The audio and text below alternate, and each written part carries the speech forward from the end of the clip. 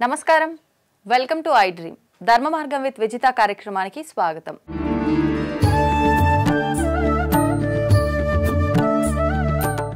ప్రస్తుతం మనతో పాటు ఉన్నారు ప్రముఖ ఆధ్యాత్మికవేత్త, ఋగ్వేద అధ్యాపకులు, ప్రవచనకర్త సంతోష్ కుమార్ గణపాటి గారు. ఇప్పుడు వారితో మాట్లాడి సంక్రాంతి విశిష్టత గురించి అడిగి తెలుసుకుందాం. నమస్కారం అండి. ఓం నమో గణపతయే. ముందుగా మన ప్రేక్షకులందరికీ భోగి, సంక్రాంతి, కనుమ శుభాకాంక్షలు. గురుగారు, సంక్రాంతి రాబోతోంది. సంక్రాంతి అనగానే అందరికీ గుర్తొచ్చేది గాలిపటాలు, భోగి పళ్ళు, భోగి మంటలు, హరిదాసులు, గంగిరెద్దుల విన్యాసాలు, ఇవన్నీ కూడా గుర్తొస్తుంటాయి.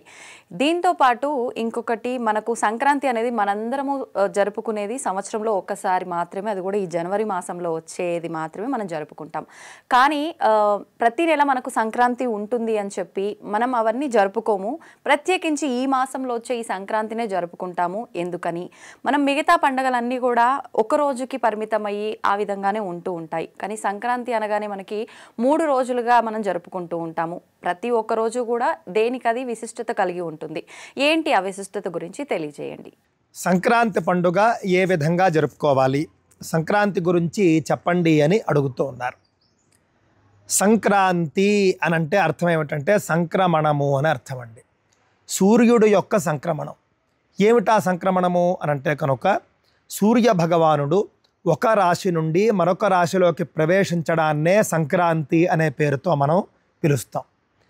మనలో చాలా తక్కువ మందికి తెలిసినటువంటి విషయం ఏమిటి అనంటే సంవత్సరంలో 12 సంక్రాంతులు ఉంటాయి. కానీ మనం పండుగగా ఆచరించుకునేది మాత్రం మకర సంక్రాంతినే. దానికి ఏమిటి కారణము అనంటే మకర సంక్రాంతి ఉత్తరాయణాన్ని ప్రారంభింపజేస్తుంది. అందుకనే మకర సంక్రమణం మనం పండుగగా చేసుకుంటాం. మనకు సంవత్సరంలో 2 అయనాలు ఉంటాయండి, దక్షిణాయనము మరియు ఉత్తరాయణము అని. ఉత్తరాయణము ప్రశస్తమైనటువంటి కార్యక్రమాలకి ఎక్కువగా చెప్పబడింది. దక్షిణాయనంలో మాత్రం మనం ఆ విధంగా ప్రశస్తమైనటువంటి శుభ కార్యక్రమాలు ఎక్కువగా చేసుకోం, ఉత్తరాయణంలోనే ఎక్కువగా చేసుకుంటాం. కావున ఉత్తరాయణ ప్రారంభకాలం కాబట్టి మకర సంక్రాంతిని మనం పండుగగా చేసుకుంటూ ఉంటాం. మొట్టమొదటి విషయం. ఇక మకర సంక్రాంతి పండుగ ఏ విధంగా చేసుకోవాలి అనంటే మకర సంక్రాంతి పండుగ భోగి, సంక్రాంతి, కనుమ ఈ 3 రోజులు కూడా మనం జరుపుకుంటామండి. భోగి రోజున మనం చేసేటటువంటిది ముఖ్యంగా భోగి మంట వేయడం. భోగి మంటలో మనం చలి కాచుకుంటాం. ఊరూరా వాడవాడా కూడా భోగి మంట వేసుకుంటారు. ఇందులో ఒక రహస్యం ఉందండి. భోగి మంట ఎందుకు వేస్తారు అని రకరకాలుగా చాలామంది చెబుతూ ఉంటారు. కానీ శాస్త్రంలో ఉన్నది ఏమిటో తెలుసునండి. భోగి మంట అనేటటువంటిది 2 లక్షణాల ద్వారా మనం వేస్తాం.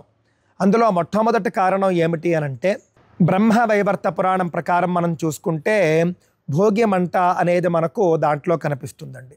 హేమంత ఋతువులో చేయవలసినటువంటి కొన్ని ప్రక్రియల్లో చలి కాచుకోవడం అంటే మంట వేసుకుని చలి కాచుకోవడం కూడా ఒక ప్రక్రియగా చెప్పారు. అది మనం హేమంత ఋతువు అంతా చేయకపోయినప్పటికీ కూడా భోగి నాడు మనం చేసుకుంటాం. అది ఒక కారణం.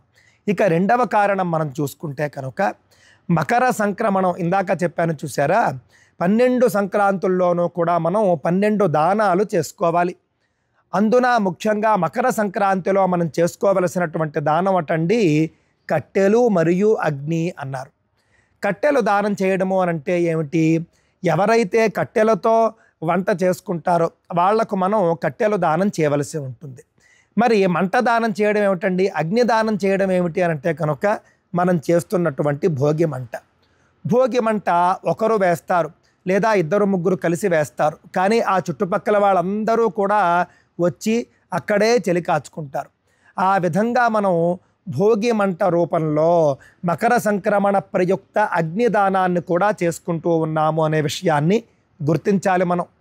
కావున భోగి మంట ఎవరు వేస్తారో, కట్టెలు తీసుకుని వచ్చి కష్టపడి ఎవరైతే మంట వేస్తారో, భోగి మంట వేస్తారో వాళ్లకు కూడా ఒక పుణ్యం ఉంటుంది. దృష్టిలో పెట్టుకోండి.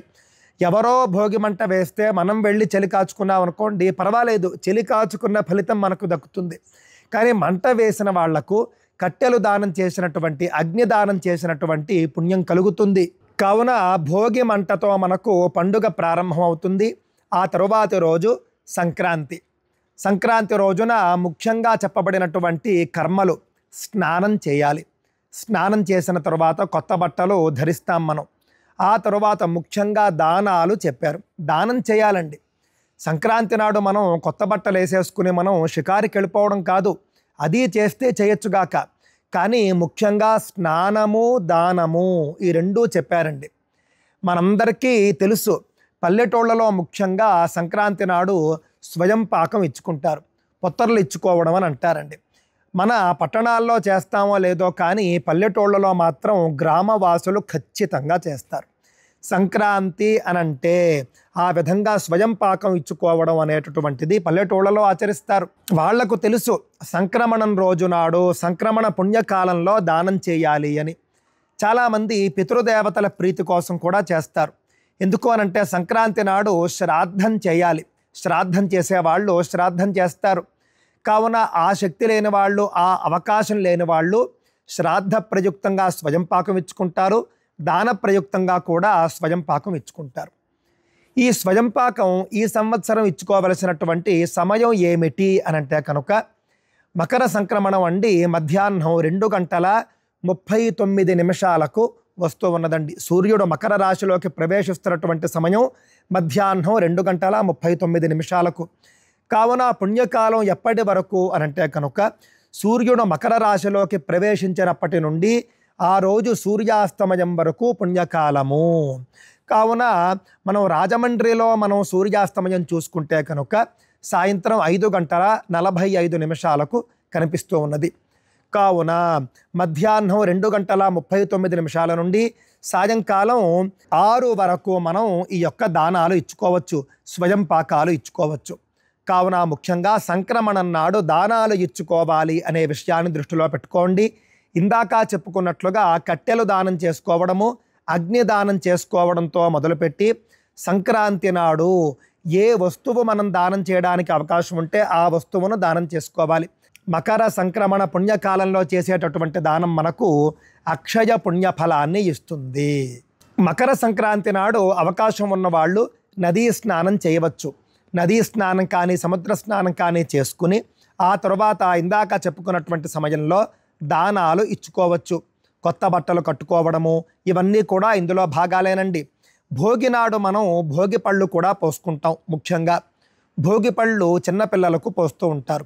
తద్వారా వాళ్లకు ఉన్నటువంటి నర దృష్టి కావచ్చు, లేకపోతే ఇతర చీడ కావచ్చు, చెడు దృష్టి కావచ్చు, అలాగే బాలారిష్టాలు కావచ్చు, ఇవన్నీ కూడా పోయి వాళ్లకు సకల శుభాలు కలుగుతాయి అని చెప్పేసి భోగి పళ్ళు కూడా పోయడం ఉంటుంది. భోగినాడు సాయంత్రం చేస్తారు.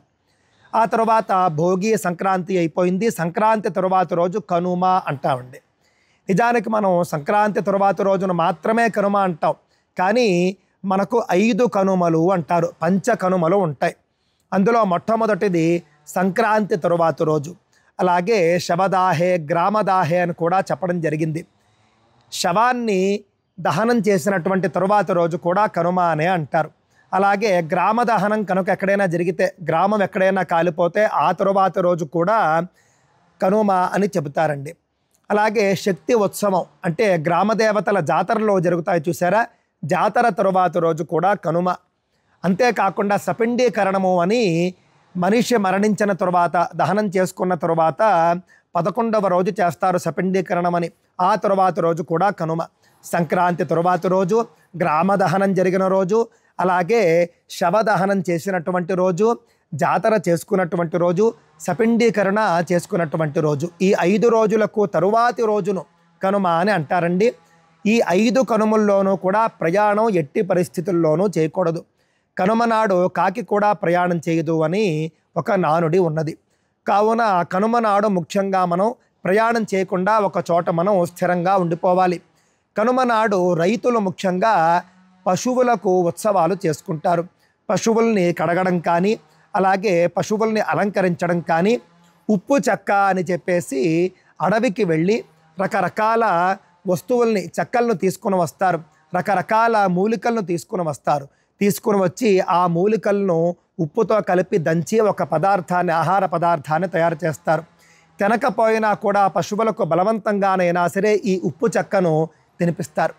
తద్వారా పశువులు సంవత్సరం అంతా కూడా ఆరోగ్యంగా ఉంటాయి అని మనకు పురాణాలు చెబుతూ ఉన్నాయండి. ఈ విధంగా మనం చేసుకోవాలి సంక్రాంతి పండుగ.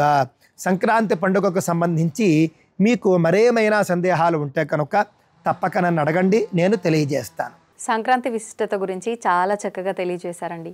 ధన్యవాదాలు. స్వస్తి.